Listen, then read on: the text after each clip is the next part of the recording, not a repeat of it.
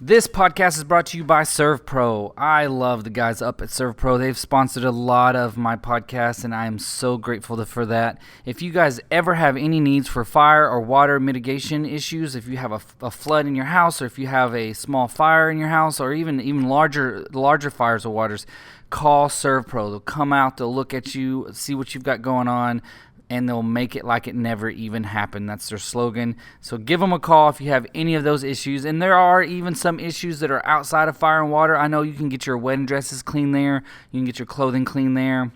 They do like spring and fall cleaning specials all the time where they come in and like clean your entire house to like spotless. So give them a call. Check them out on Facebook. Thank you guys so much. Let's get this thing started. Welcome to another Paris, Texas, a podcast. This is a podcast where you get to listen to people's stories, people that have either influenced or lived in the city of Paris, Texas. I love hearing their stories, and I can't wait for you to hear the next guest.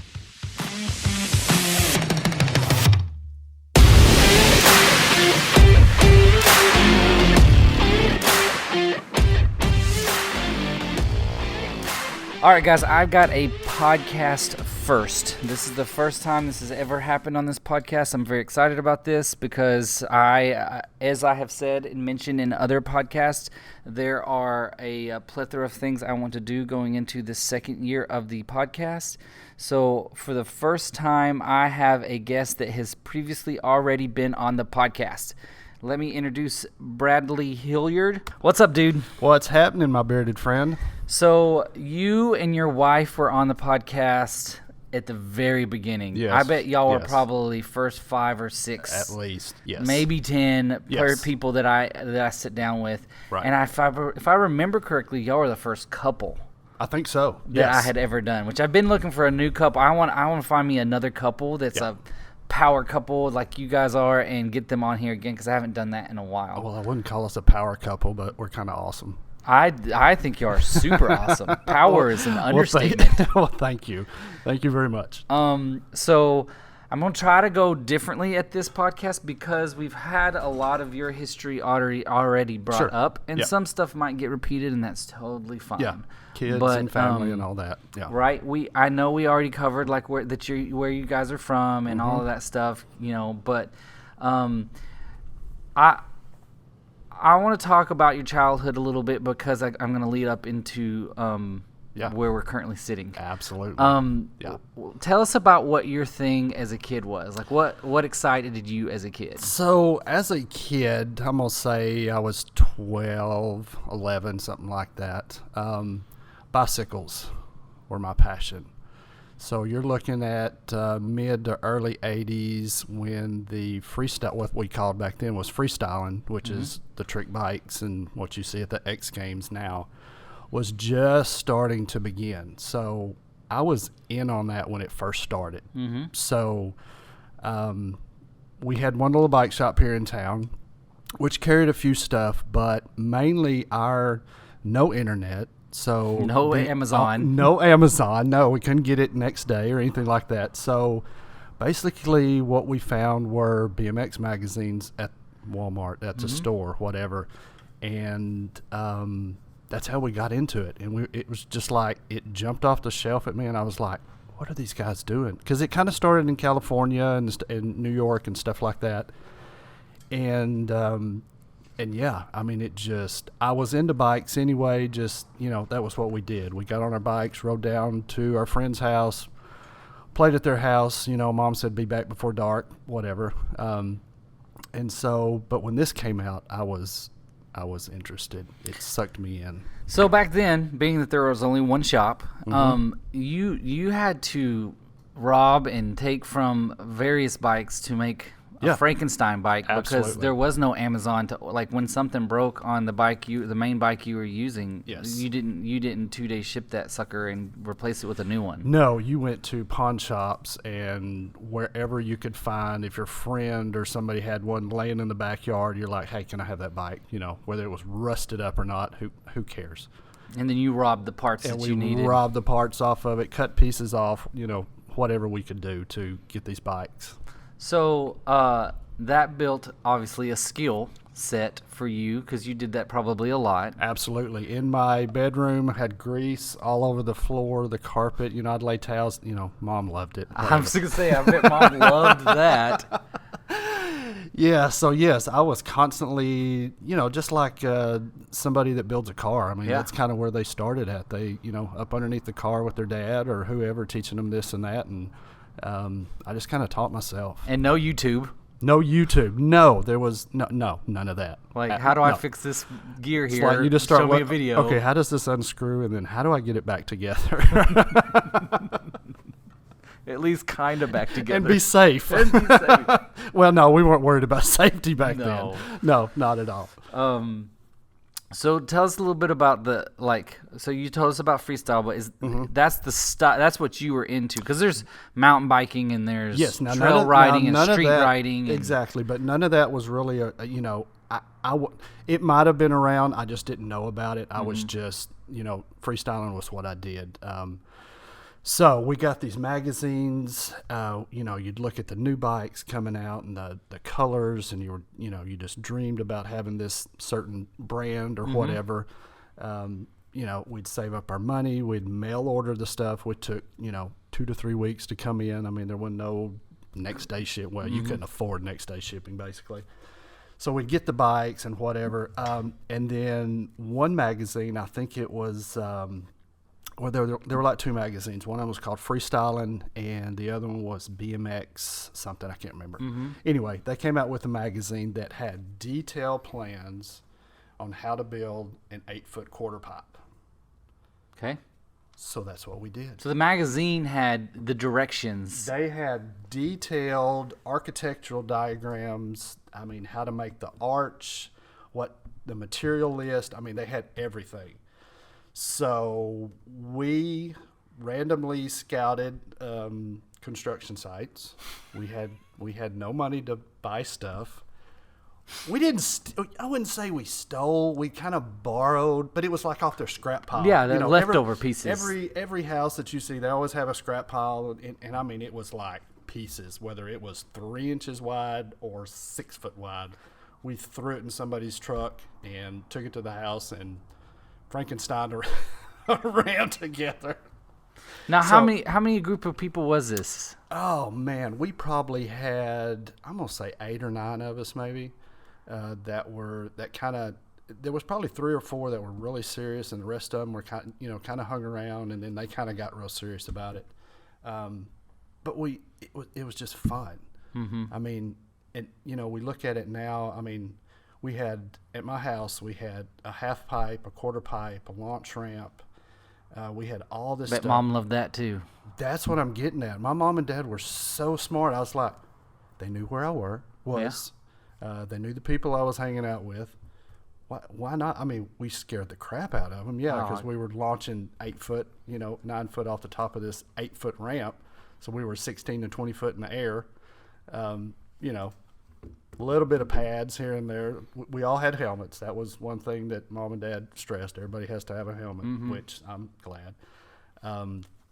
So yeah, we just we had a blast doing, and that's all I thought about. I mean, I was very big time into it.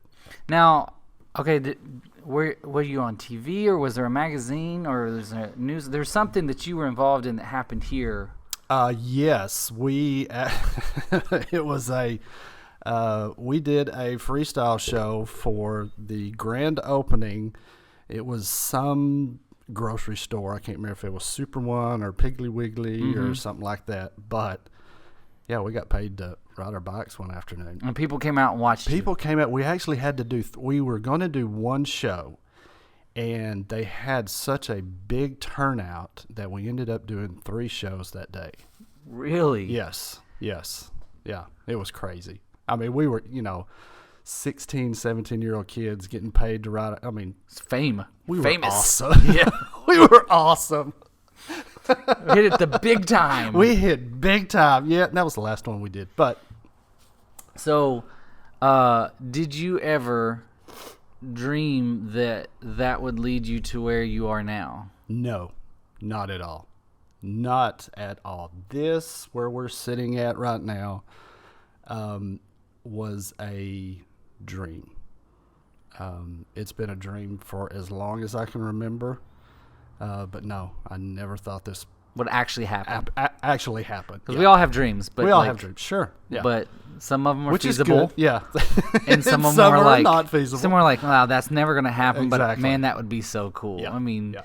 people dream about being astronauts. Exactly. I mean, Yes. and there are people that make that dream, but not Yeah. everyone can. Exactly. You know. Not everybody's cut out for it. No, but Right. so you always dreamed of this, but you never thought it was actually going to happen. Right. Didn't know how to make it happen. So it was kind of one of those things you would, we'd always go on family vacations and whatnot, and we'd always go to a bicycle shop just to see what the vibe was, how the, people interacted with you, how the different bikes. I mean, there's so many different bike brands out there. It's crazy. The aesthetics. I know you and I have talked a few times about the different things that are like artwork and Yes. and then just how the place looks and Exactly. Yes. Yeah. And so that was when we kind of started. I guess when I kind of got serious about, okay, maybe I can do this. Let's just see what happens. Was when we kind of started actually going to bicycle shops and seeing what we liked about each shop. And you were already fixing them out of your garage. Yes. So I'm going to say roughly it's probably been 2 or 3 years ago. We were sitting at Cozy Cappuccino, me and my wife, and we were just sitting there. And I had been talking about this and putting a bug in her ear like, I'd love to do this. Why can't I do this? How can we make it happen? Whatever. And so she was sitting there working, and she looked at me and she said, okay, I made you a Facebook page. And I went, excuse me? You did what? She goes, yeah, I just made you a Facebook page for, because she kept asking me, well, what do you want to call it? What do you want to call it? And I was like, I had all these weird names and blah, blah. Well, it just came down. So I said, it's got to have Paris in it, because that's where I'm from, Paris, Texas. I said, so she said, well, what about we call it CycleWorks Paris? I went, hey, that's awesome. Great. Cool. Let's go with that. The name was invented. And the name was invented right there. And so, yeah, she put up a Facebook page, and the first week I had phone calls like crazy. So I already had a full-time job in construction. So I was we kind of wanted to, she said, well, let's just do it and see what happens, see if there's anybody out there. I knew there were cyclists in town, and we had the Tour de Paris and all these things coming up. And she said, well, let's just see what happens. So, the first week, maybe the first 2 weeks, my phone was blowing up. And I was like, whoa, okay. And this is mostly repair work. This was nothing but repair work. Yeah. Out of my garage, we put my address at the house. And so when people would call me, I'd be like, what am I supposed to tell them? I mean, I'm in a garage, I don't have parts, and So basically, I was upfront with them. I was like, look, I'm here for bicycle repair. If a part breaks or whatever, I've got to order it Amazon or wherever. So you just reimburse me for the parts, and I'll charge you a little bit for labor. Well, they liked that. They were like, they pulled up, they had 3 or 4 bikes. They'd be like, look, there's nobody here that works on bikes. We don't know where to take it, and we want to ride this and that. And I was like, sure. So we kind of built our clientele like that. And I still have customers that started out with me in the garage are still coming back. And, having a blast doing it. Yeah, that's awesome. So you finally bought a place. We finally bought a place. Tell us about like how this place came about. So this place, after the whole Facebook thing, it might have been a year and a half or 2, we kind of started seriously looking at places to purchase. So that's hard to find. We really wanted to be downtown, because that's when the downtown and all that was kind of blowing up with all the restaurants and shops and this and that. But we couldn't find a place that had the vibe that we wanted to. all the shops are on the square. It's really not a safe place for people to ride bikes. At the moment. At the moment, exactly. Okay, thank you. So there's not really a place, on the sidewalk, and you've got parking and this and that. We wanted a place. We needed a big parking lot so people could test ride bikes. That a safe place where they could feel safe. We wanted a big garage door that we could open up where cyclists could ride in, ride out. So nothing downtown fit. So we actually got in contact with, or actually a banker got in contact with me through text or whatnot, and he said, well, come see me. He said, I want to talk to you about something. Because I had texted him, that's when the rental bikes got here at the Civic Center. Yep. And so I was like, oh, man, I got to Jump on that, yeah. Jump on that. Hey, I can do maintenance, whatever. And so contacted him, and he said, oh, don't worry about that. He said, I got something better to talk to you about. I was like, oh, my gosh, okay. So I called Ashley, and I was like, hey, he called me. He said he wants to meet right now. I can't go by myself. I'll say yes to everything. I'll say yes to everything. So she said, okay, well, let's go talk to him. So we got up there. He said, well, let's go get in my truck. So got in the truck, and he's talking, and he's saying, we love to go to Austin, and we love the bikes. We see people bike, riding down streets and all this kind of stuff. And he said, I found this lot. And I was like, okay. He said, well, where do you want to put a bike shop? I was like, I'm looking for somewhere on the trail to Paris, Northeast Texas Trail here, which is awesome. So we pull up, and literally he has found this lot that backs up to the trail. And I'm just like getting excited. I'm like, I see visions of angels flying. I mean, this is where I want to be. I want to be right on the trail, make a little road, people ride off, come in, hang out, put a porch on the back, whatever. Long story short, the whole lot is in a floodplain. Yep. Been there. It takes a lot of money to get that lot raised up. Yep. I know. I deal with dirt all the time. So it didn't work out. It didn't work out. So needless to say, my dad was actually in the city of Paris engineering department finding out some information about this lot. Well, a close friend of ours, who owned this place here, the current place that we're at now, he came out and he said, what are you doing? He said, well, Bradley's looking for a place to put his bicycle shop. He said, he's got this land and this, and he's wanting to do this. And the guy was like, dude, I've got a place. Perfect place. And so here we are. So tell us where we're at. We are at 307 Evergreen Street. So it's not backed up to the trail, but it's really close. We are 2 blocks off of the trail. I mean, you can ride to the trail. Yes. It's super easy. Yes, you don't have to get on a busy road. It's just a little back road, and like 2 blocks away, and you're right on it. The Tour de Paris literally passes right by in my front door. Front door, yeah. They could, if they awesome. broke down in the first mile of the Tour de Paris. They did, and we had 6 of them here already inside getting flats fixed. Yes, believe it or not. Perfect scenario. Yes. I love your location. Love what's inside. It's Thank you. Super cozy, super inviting. I'm not an Uber bike person. I grew up riding bikes, and I've owned a few bikes. I don't currently own a bike. I'm sorry. It's okay. Let me hook you up. But I've came in here multiple times. I've hung out, so it's always a good place to come. You've got couches. Yep. 90% of the time, there is some form of Star Wars playing. It is not at the moment. It's not on right now. I had to switch it out. I'm sorry. No, it's got to get old. I mean, it never gets old, but I know customers come in and go, "Oh, he's got the same movie. Same movie in." Sometimes you have like an old bike movie. You got a handful of those that play through there. Yes, I have the original Rad movie. And those are always fun to see playing in the background. You have one of your, I don't know which, it's probably 15.6 bikes that you made. Actually, that's my third one. This is your third one? That is my third one, yes. It's Frankenstein. It's sort of Frankenstein, yes. But it's hanging from the rafters. I bet that's got a plethora of stories on it. Oh my gosh, yes. And you've got merch and couches and Yep. your workbench, which I love your workbench, and it's a super cool location. Yeah, well, that's what we, I talked about earlier about us visiting bike shops. Mm-hmm. The places that we went to that we loved were, when we walked in, you felt like you could just hang out. Mm-hmm. You didn't have the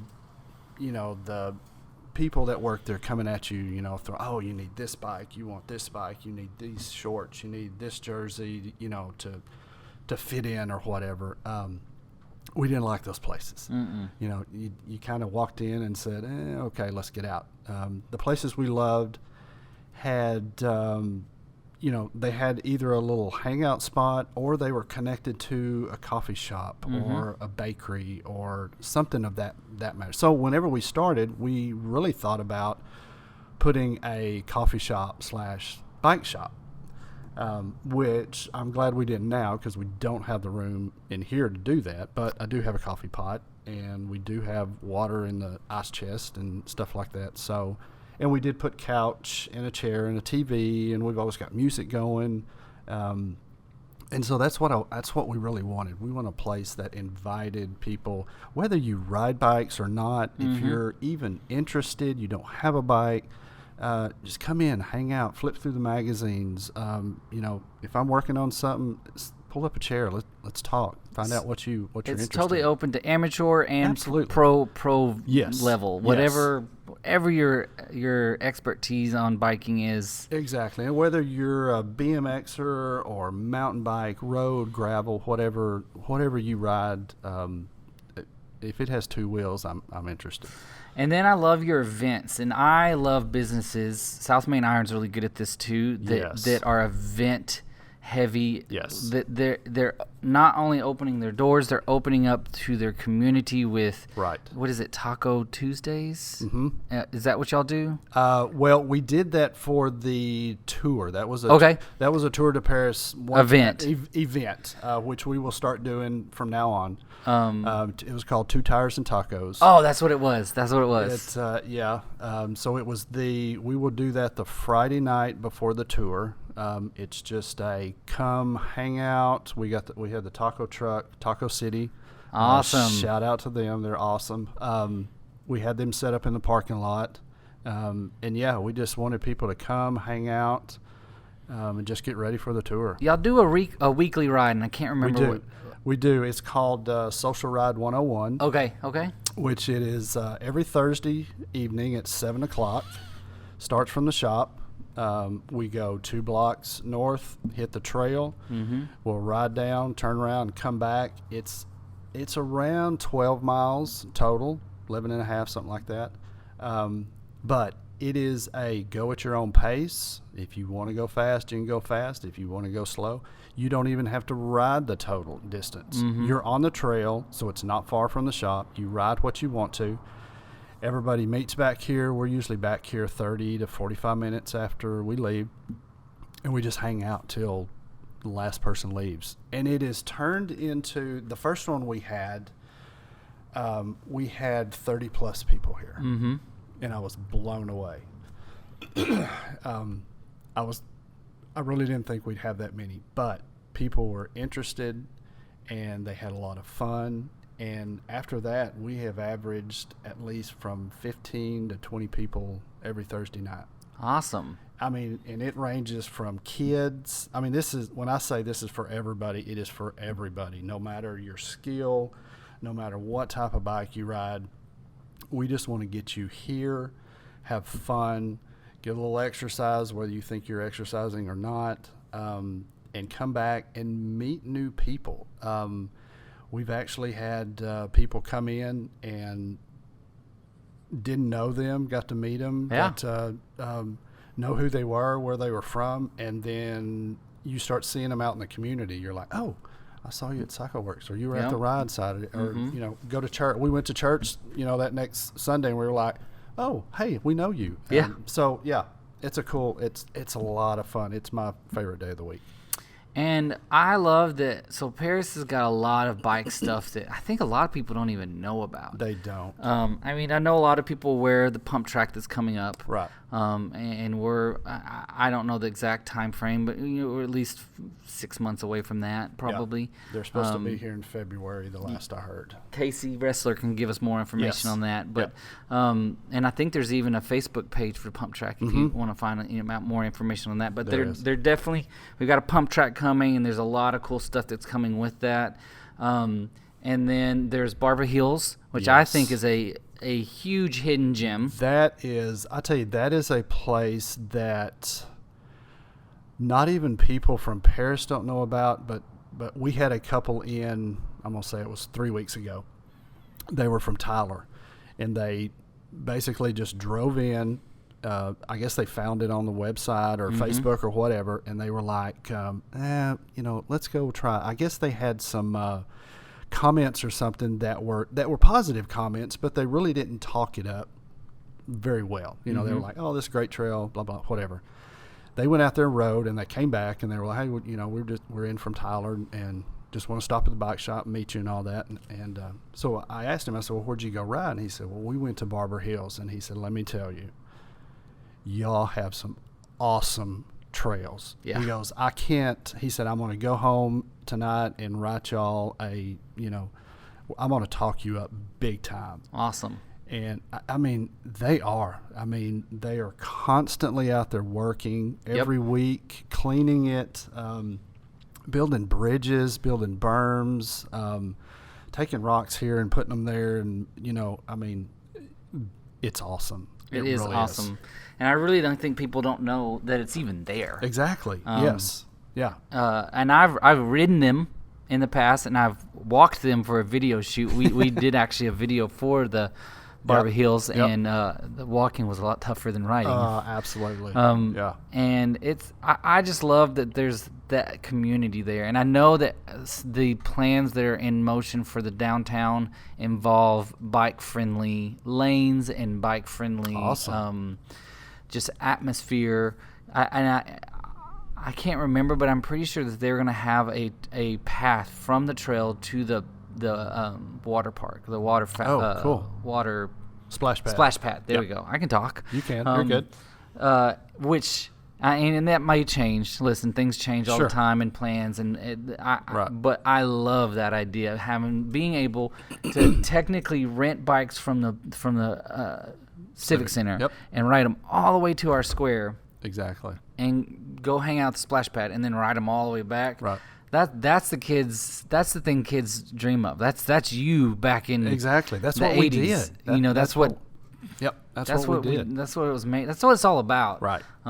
So I love that. And then the Trail to Paris is adding on. I mean, it's always growing. Yeah. Do you know what's the mileage on that now? I do not know. I have a map over there, but I know I'm horrible. I should know that. They've tried to make it a linear national park. They're trying to get it to be a national park where that way it can be maintained, because now just little segments, Paris and Reno and all that. Blossom, I think it's out in Blossom. Yes, I mean they take care of themselves. So if it becomes a national park, then you're talking about big, they can funding. Maintain. Yeah, it's funded. Right.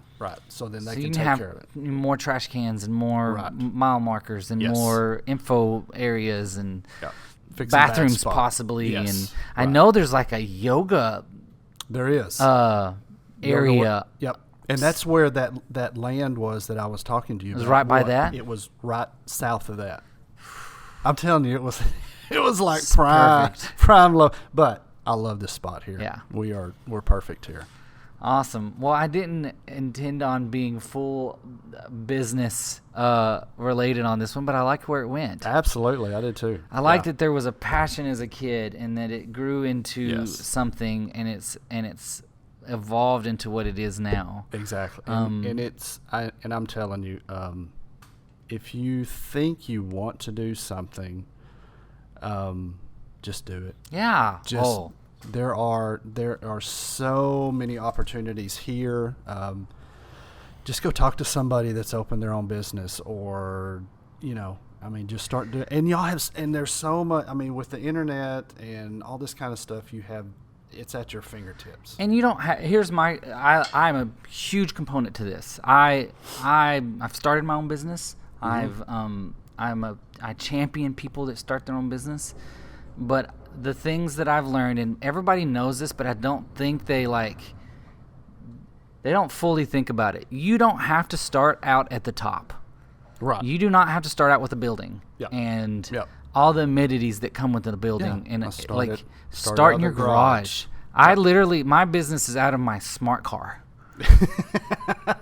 Everything I do is in a car. Well, everybody knows your car. And everybody knows my car. Exactly. I tried to brand my car so that people, when they see me at a location, they probably know what I'm doing. Exactly. Yeah. So there are creative ways to start out of your garage. And I'm not talking about bikes or media or whatever it is. No, we're talking about anything. Yes. If you want to sculpt, if you want to be a wood maker, if you want to, whatever it is, I am a huge, huge fan of people doing what they love as a passion. And it may not start out as a full-time job. Right. Exactly. It may have to start out as a night and weekends thing. Exactly. Well, just go to the farmer's market on the weekends. Especially if you're creating something, because that's where people who grow or create something, that is their mecca. We love the farmer's market. Yes. I mean, there's everything from handmade soaps to fruit. It's not just fruits and vegetables and all that. I mean, it's, you have coffee, you have like you say, pottery. You have, there's the wine. There's there's all kinds of different handmade things there. And talk to Sherry Bedford if you've got something that's a little outside of the box. I bet she'll work with you. Absolutely. That's a great, and then there's just a great community of people that support small businesses in that circle of people that go to farmers market on a regular basis. Yes, absolutely. So again, and we've talked about this on other podcasts. I don't want to beat a horse, but I just want to encourage people to chase their dreams. Yep. Don't give up. Don't give up. No matter how small it is, start trying. And I can refer back to media because that's what I do. If you want to take photos, you have a phone in your pocket right now. Exactly. Guarantee you. Absolutely. Take pictures. They're not going to be the best quality on the planet, but I can guarantee you taking photos having a camera is only like 25% of the skill. Right. Yep. Guarantee, what your camera is capable of is not the bigger picture. Right. The angle, yes. the lighting. There's so much more to factors into taking a picture that is not what gear you have. Right. Well, that's something that I've kind of learned here just with our Facebook and Instagram page. Mm-hmm. Taking a picture of the bikes and just putting them on, you learn.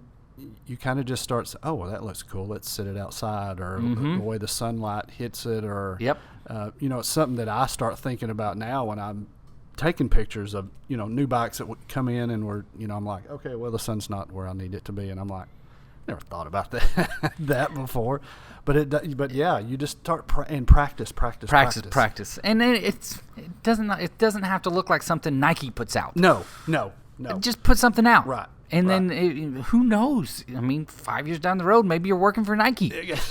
Exactly. Yeah. And like I do these dumb little videos I love them. I love them. They make me laugh. I've kind of got off track. We call them product spotlight. Yeah. But you build a character. You do. Yeah. So when they come in here, they know what to expect. If they've never met you, right, but they've seen you online, they know what to expect. Right. Yeah. Yeah. So that's amazing to me. And another one that I've wanted to push is podcasts. I really want to find somebody that wants to start their own podcast, and I want to help them. It's not that hard. And I feel like there's somebody out there that has an idea, because that's what it's going to take, is someone that has a unique idea and really wants to do this podcast. And I would love to help someone through that process. Sure. It takes time. Yeah. Especially if you're going to do a weekly one. Exactly. Yeah. I'd love, I've kind of thought about doing that, but I was like, what would I talk about? I could talk about all kinds of stuff, maintenance and this and that and blah, I but I really don't have the time to do it. That's the hard part. It's got to be somebody, and again, the program I use has a phone capability that you could do it all with just your phone. You don't need gear. Yeah. And it can literally be about anything. I've used this reference in the past because it's one it's so random, but it's a perfect example. I've listened to a podcast that goes through Star Wars minute by minute. Why don't I know about this? What? No, it really. Literally what is it covers one episode covers the first minute, which basically just covers the Star Wars crawl. Shut up! Right? Oh my gosh! And it goes through that, and it'll talk about like the names and why the original crawl had this in it, but they changed it to say this, and it was I can't remember the exact details. And then the next minute, like, because most all Star Wars opens with like ships flying in space. Yeah. So they'll talk about like that, and then the first voice you heard, and who the actor was, and who the actor should have been, or who the actor originally was supposed to be this guy, but they changed it to this guy at the last minute, which actually was just a grip. And I'm making some of this up. This is not all what he talks about, but this is just an example.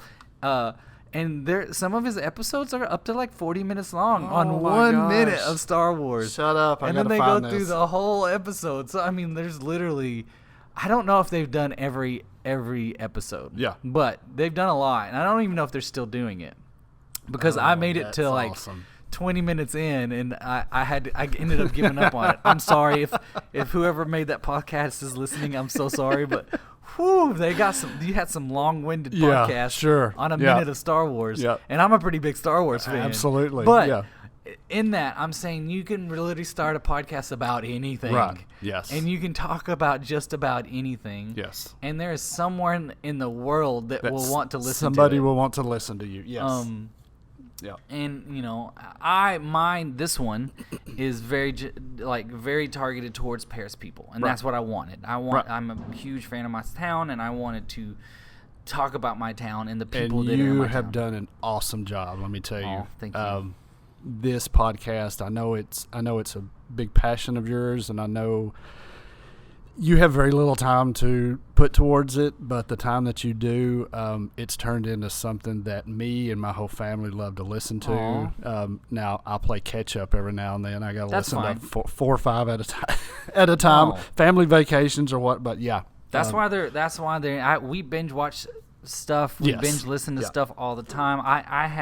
I'll switch back and forth. For me, I jump back and forth between books and podcast in my car. There's a rare occasion that I kind of need to be excited or amped up, so I'll listen to music that's really fast paced. But most of the time, there's either a book or a podcast going on in my car. Yeah. And then I even in that, I'll jump between both in podcasts and in books. I'll jump between like inspirational books and books that educate me in something, a field or something, and then I'll jump over and I'll listen to a Star Wars book, or I'll listen to a Game of Thrones book or something like that. So I jump between like those two realms often, but it's usually listening to someone talk, and that's what inspired me to do something like this, was listening to other people doing it. Right. Well, I'll just be the first one to say good job. Oh, good job. Love it. Too kind. But I love the ending. I love this whole podcast, but I love the ending because I love encouraging people to chase their dreams. Absolutely. Yes. Yes. I was talking with a person the other day. Pixar started with a group of guys sitting in a coffee shop doodling on a napkin.